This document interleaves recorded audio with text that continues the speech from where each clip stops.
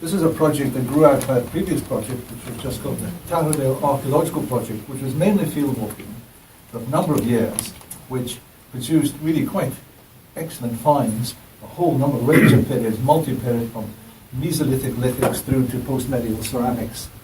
But on the strength of that, we're able to say that there's a lot of archaeology in the Tarradale area, just on the north side of the Beauly Firth near Muir Ward. And we put an application at the Heritage Lottery Fund and to HES, and we were lucky in getting some funding, which allowed some excavations to start this year. It's a 3-year project. We're hoping to do basically 2 excavations a year. So what have we found today? Well, if I start at this end, I can hide myself against here. This is some of the field walking finds that we have made. This lovely medieval pendant, lots of beautiful Mesolithic lithics, some beaker pottery, Neolithic axe. That wasn't a field walking find, it was a metal detecting find, but within our area. There has been a bit of metal detecting, sometimes controlled, sometimes not. But there was enough evidence there, and we mapped the lithics, showing clear concentrations of activity somewhere. So on the strength of that, we decided to go ahead and get this money and get some excavations going. So there are 6 sites in the area. There's a promontory, Forth and Barrow Cemetery. That's for the future, and there are other sites. But this year we looked at the putative medieval castle site. We know there was a medieval castle at Tarradale. It was destroyed by Robert the Bruce in 1308 and not rebuilt. So we knew that from documentary sources, and we thought we knew it from field walking, because we found a great deal of medieval ceramics. And we didn't find this one, it's called a nice jug here, but we find bits of something like that, which is probably Yorkshire way of showing, high-level imports into a castle. So a lot of evidence for a castle, a lot of good geophysics evidence for a castle. Unfortunately, when we excavated, we didn't find any castle. This is where we excavated, that's where we thought it was. And the geophys that looked so promising turned out to be natural. It looks like some big, big stones there. Perhaps a stream bed, a flood bed at some point many thousands of years ago, just deposit, a torrent deposit, whole line of stones that looked just like a wall or a stone-filled ditch. So that was unfortunate. So we were unable to nail the castle, but we still think we're in the right area. And it could well have been totally demolished and flattened and used for landscaping of adjacent grounds of Tarradale House. But this year what we did find was, our second site was very close, just below. This site here, which is one of the Mesolithic sites, is just immediately below that site. We had done a little bit of work there before. 2 years ago, we joined up a couple of test pits, again looking for the castle, and they got some charcoal and bones, an antler, which turned out to be 5th millennium BC, which wasn't much help for the castle, but told us there was something Mesolithic going on. So with our new funding, we were able to extend that trench quite magnificently, and that gave us these wonderful finds here. So if we move over, this is our sort of Mesolithic section, which is what we can concentrate on this year. And these lovely drawings by Pat Hayes, or artist in residence. It's a great luxury to have an artist in residence. So basically on this Mesolithic site, and if you can see there's an aerial, aerial picture here, that's an aerial taken by camera and Ember pole of the site. Quite small site, but right in the edge of Beauly Firth, and turned out to be really shell-midden with some evidence of structure, so people living there, but a very rich site as we discovered. So we had some quite spectacular findings from there. Number one being this antler axe, a T-axe, if you heard me speaking yesterday afternoon on typology. There is a well-developed typology of these T-axes in the continent. Only 3 found in Scotland before. We found another one, and we can quite easily fit that into the typology and the chronology, probably 5th century millennium. We see, but of course, as I said, not only do we find one, we find another one, a more fragmentary one as well, which is this one here. This is a more fragmentary one, but still easily identifiable as an antler T-axe. And we also found, 5 minutes later, part of a harpoon. So we use the word harpoon, it's a biserial barbed antler point. Because you don't even know it's a harpoon. That harpoon has a line in the end of it, and you throw it. It could be a thrusting spear.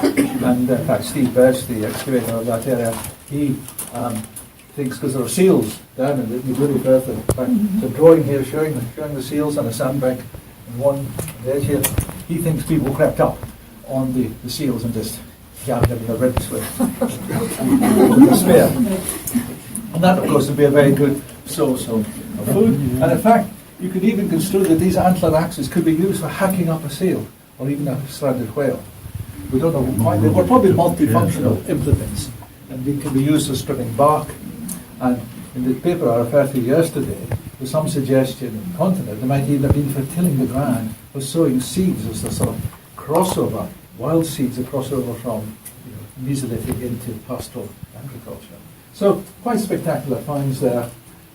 Pakistan is wonderful reconstructions. So here's what looks like a mountain behind. I mean, that's just a steep bank because there's one raised beach, another raised beach. The castle site is on the upper raised beach. But some indication of what it might be. But poor Pat had to keep revising her drawings as we find different things. She started off by doing the castle. And of course, she initially, well, she had a sort of motte-bailey castle, but in the end decided there was a castle there. The Beira was below, and maybe all that was above was just a little tower, a little lookout. But we're still, as I said, very much questions being asked at the castle, but her Mesolithic pictures, I think, are wonderful. Nice little huts. Now, we've no particular evidence of that, except we do have a circular, semicircular ditch, quite shallow ditch. It could have been scooped out to have some simple structure with stones pegging it down in this little ditch. So, still early days. I mean, this was 2 weeks ago we're doing this. This is archaeology. Archaeology Colvest. And of course we had a number of other things. We had an open in, some children metal detecting on the site and finding lots of nails, which are probably medieval. We generated vast amounts of post-excavation material, and because it's such a wonderful site, we've been quite detailed sampling, taking a lot of samples up, quite a steep side to get the samples up from, almost like Belgian on the hand, the amount of processing you need to be doing, wet washing, sieving, sorting. You get a great box of washed residues, and you go through slowly trying to find bits of chalk, bits of bone, bits of antler, or whatever that is humanized rather than natural. And there's still a huge amount to do on that. So altogether, really quite a spectacular outcome this year. Now, with the future, looking to the future, what should we be doing in the future? Well, we still have sites to look at next year.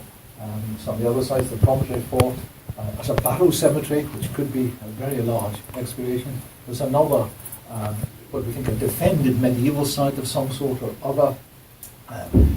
On an aerial photograph, it's just a big circular enclosure. There's something inside it, a big pit alongside. But when we field walked in that field, we found a lot of medieval pottery and a lot of slag. Not in the same place, just as we were saying today, the slag working slightly away from the main settlement.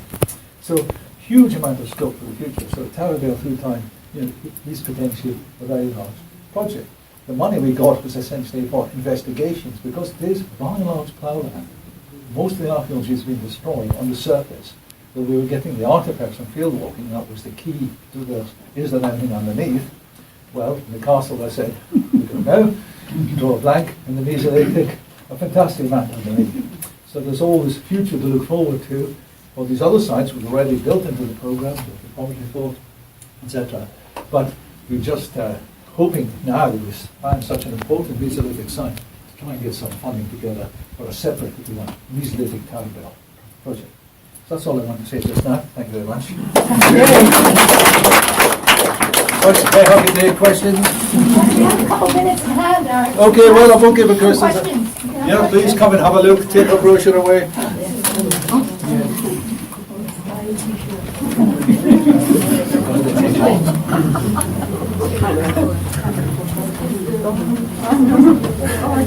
Anything you want to say, Eric? Thank goodness that's over.